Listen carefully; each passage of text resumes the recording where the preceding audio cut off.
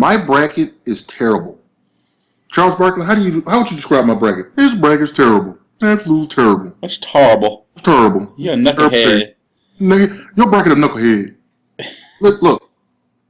You know your day is not starting off right when you get in your car and you hear your first Final Four team go down to someone called Norfolk State. And I'm pretty sure that 50% of Norfolk State's population or their enrollment was on the basketball team. I have no idea how this team won. And then, listen, Norfolk State, I'm ranting here. Joe, let me rant. If you're going to pull a monumental upset, at least show up for the next game. You were down like 42-17. It's like all of a sudden you turn back into a 15 seed. What the hell? You're making Neil Blackman happy. We cannot have that kind of thing on the podcast. That is all. Yeah, that was everyone's brackets are screwed. Our brackets are screwed. To me, the two most interesting statistics in the bracket world that came out of this is that after day one, not round one, day one, there were just over 800 perfect brackets left in the ESPN Online Challenge, which is millions upon millions of people, and I was 15-1 on my ESPN bracket. Yeah, the people that had Norfolk State winning that game were 100% Norfolk State graduates. And then so that's statistic number one. Statistic number two is that after day two, there were 0 perfect brackets left. Right. Oh, I'm sorry. I was 14-2 day one. Sorry. And you know that there are people that enter that ESPN challenge by doing things like throwing darts at the brackets and doing mascot challenges and which orders. Or replicating what I did with Zoe's Super Bowl picks and having their 6-year-old child pick for them. And none of those brackets were good after the first day. Listen, if you're picking based on mascots, though, shouldn't a devil at least get to the Final Four? Yeah, the mascot thing totally broke down. And some of these basketball mascots, I still don't know what they are. No, I don't either. I don't. So it was a devastating weekend, a devastating 2 rounds for all of us who have brackets. I looked some stuff up on the CBS Sportsline Challenge, the ESPN Challenge. There are still a few people out there who have everything right except for 2 to 4 games. None of the rest of us like you people. All of our brackets are destroyed. We hate all. Just for the record, I'm currently ahead in the bracket challenge. I am. What? Go to the website and look it up, but it doesn't look good for me. I'm ahead, but Eric's got 3 of his 4 Final Four teams still left, and I only have 2. We both lost Missouri, us and 90% of free-thinking adults in America. Sure. And then I also had Vanderbilt in the Final Four, and clearly that's not about to happen. Wait, you had Vandy in the Final Four? I did have Vandy in the No, there were a bunch of people that had Vandy in the Final Four. I heard that pick a lot. Listen, Joe, devastating. You're from you know about Tennessee sports, right? I do. When has Vanderbilt ever been good at sports? Never. But when has Norfolk State ever been good at sports? We had never heard of Norfolk State. Damn you to hell. It absolutely was terrible. Well, before we get too deep into analyzing some of the brackets and what's going on from here, we have a Missed on Points exclusive. We need some sort of sound effect for that. We have a Missed on Points exclusive. Wait. Exclusive. We have an exclusive. I got sick of talking about the chaos that is this year's bracket in generalities, and I decided to do some original research on the question of upsets in the NC2A tournament, which is surprisingly hard to do. Information on that issue is either hard to find or I'm just an idiot and didn't know where to look. So I actually generated my own statistics. I went back using the CBS archived function for the men's brackets, and I generated some statistics about upsets in the NC2A men's tournament since 2000. By the way, these statistics will be available on our website. If you go to MissedOnPoints.com, there will be a link to these statistics that you'll be able to look at them yourself. And so far, here's what I got. When we look at what happened this year, I think most of us must feel like this was a historic year in terms of upsets. I'm sorry. Yes, Eric. No. I'm saying it. Well, Well, his story because there were two number 2 seeds. Is that what you're saying? Well, and not only that, but just generally, I got the feeling, it felt like there were a lot of upsets going on this year. Mm-hmm. Mm-hmm. And so I went back to check, and here's what I found. There were 10 upsets this year in round one, which is to say, in 10 games, the lower seeded team won. That is not a record even for the last 10 years. There were also 10 upsets in 2009. Okay. There were 10 upsets in 2006. In 2001, there were 13 upsets in round one, which is really pretty amazing. So I went back and looked at the numbers again, and this time what I did was I counted what I'm calling quality upsets, which were upsets where the winning team in round one was seeded 11 or higher. Which Okay, so that means that a 7 beating a 10 isn't really an upset, and an 8 versus 9, not much of an upset. Yeah, okay. Exactly. So I looked at quality upsets, and by that standard, in fact, this was a historic year. There were 7 quality upsets in round one this year. And the only time that has happened since 2000 was in 2001. The year of 13 upsets, there were 7 quality upsets. And so that got me to thinking about what upsets mean, because if you'll recall, if you listened to our last podcast about the NC2A tournament, I predicted that Chalk would lose more often than it would win in round two. How'd that work out? That worked out really badly for me. There were 16 games in round two, and only 5 of those were upsets, and that's not a good percentage by any historic reckoning of any kind. And so I started getting me to think whether or not the concept of a lot of upsets in the first round meant anything for subsequent rounds. And so what I did is I went and I looked again, starting in 2000 every year, I looked at how many teams in the Sweet 16 had seeds higher than 4. And then again, how many teams in the Final Four had seeds higher than 4. And I got some really interesting results. If you look at that year, 2001, which was the 13 upset year, the 7 quality upset year, then what follows through is there are only 6 teams in the Sweet 16 that year with a higher seed than 4, and 0 teams in the Final Four with a higher seed than 4. So in that year, which is the bellwether year in terms of a lot of upsets early in the tournament, there were very few upsets, or at least not any big surprises late in the tournament. On the other hand, if you look at the year since 2000 in which there were the fewest upsets in the first round, which was the year 2000. In 2000, there were only 3 upsets at all in the first round and only 1 quality upset.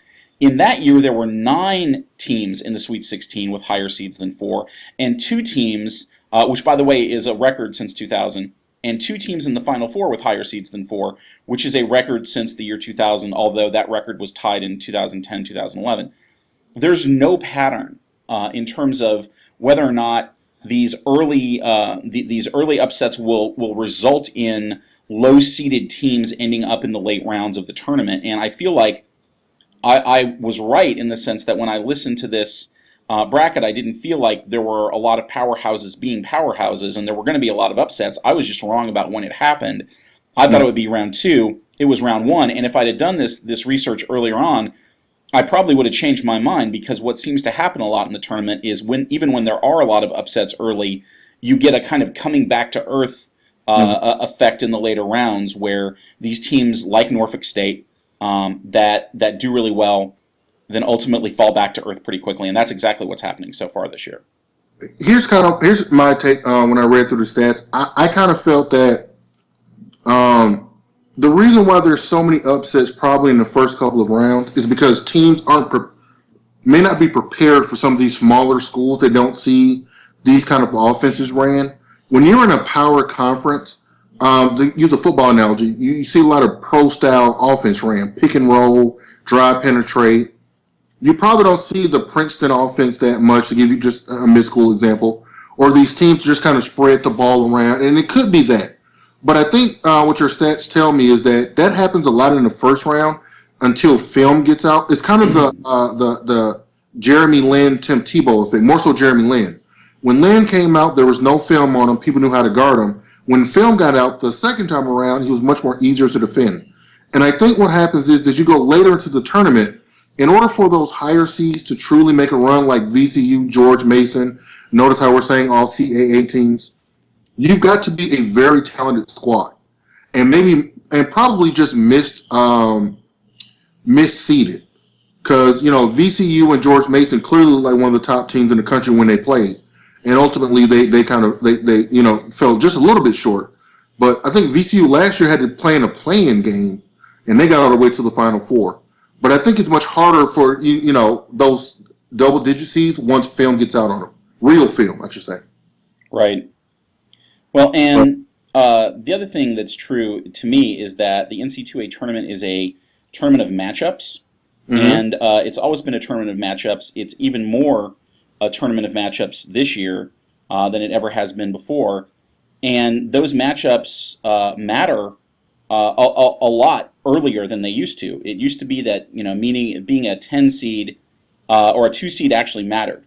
It meant that you were a really high quality team. It meant that you were likely to be a real difficult out in the tournament. Right. That just doesn't seem to be the case anymore. Right. And Duke was clearly too high seeded. I think a lot of people knew that. I would have said that. I had them losing earlier than a lot of people did.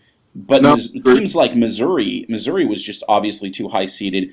And it's not so much that there's broad parity in the bracket. It's just that parity can rear its head a lot earlier than otherwise it did. And being a 2 seed, being a 3 seed, being a 4 seed doesn't have the power that it used to, I feel like. And I feel like that's why we're getting a lot of these early upsets. But I'll be real interested to see what happens by the Final Four, to see if any of these teams that are highly seeded show up in the Final Four. Yes. No, I just wanted to kind of add a little thought to this. I kind of feel like I think you're right. We both kind of thought Duke was a little fatally flawed. Even though they got Austin Rivers, they rely a little bit too much on the three. And that team hasn't been a juggernaut team, and the ACC hasn't been a juggernaut team for some years now. I'll disagree with the Missouri one, because I think the Missouri one, in terms of, Missouri, a lot of people thought was going to the Final Four. Not just a few people, but a lot of people, including the so-called experts. And they won in a conference where I remember Bobby Knight said that Kansas, Baylor, and Missouri were the best 3 teams of any conference he had seen all year, which means those top 3 were better than any other 3. And for them to lose to Norfolk State, and then to see how Norfolk State performed against Florida, I'm not sure if I can really grasp the fact that Florida is either that much better than Missouri, or maybe Norfolk State got hot. That one baffles me. Well, and let's not understate this. Missouri played a terrible game.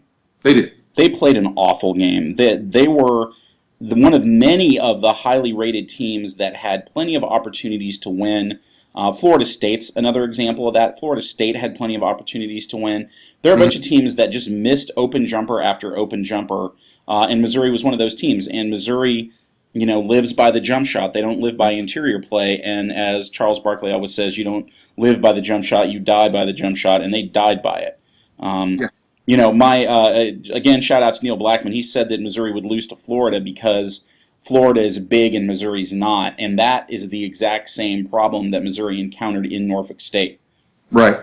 All right. No, I agree. We've had the last time, if you listened to the podcast the last time, we had a new feature on, which was Rapid Fire, and it was very popular with the people. By the way, the podcast hit record highs. We had over 360 views, so yay! Tell your friends. We're gonna keep doing the podcast. We'll have a full-fledged podcast out Thursday, and we'll break it up into smaller segments like we did before. But we're gonna replay Rapid Fire. We're gonna change roles this time. I will be asking the questions. Eric, hit it. Wait. Oh, it's coming.